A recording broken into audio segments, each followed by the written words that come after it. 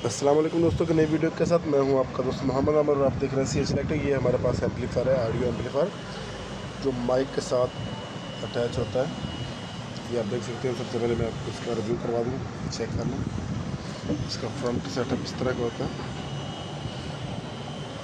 अक्सर इसमें एक फ़ाल्ट आ जाता है कि आवाज़ भी आ रही होती है और साथ शोर भी होता है। तो इसका जो मेजर फ़ाल्ट होता है वो ये होता है कि इसमें डस्ट आने की वजह से, ये आप देख सकते हैं, डस्ट आने की वजह से इसकी जो वॉल्यूम होते हैं, वॉल्यूम ख़राब हो जाते हैं, तो वो शोर करना शुरू कर देते हैं, कचरा उसमें आ जाता है। तो जब भी आपका कोई मसला इस तरह का आए कि आवाज़ भी सही आ रही हो लेकिन उसमें शोर आ रहा हो, तो आपने इसके जो मेन वॉल्यूम है वो सब रिप्लेस कर देने, तो आपका ये फ़ॉल्ट ठीक हो जाएगा। मिलते हैं अगली वीडियो में, अब तक के लिए अल्लाह हाफ़िज़।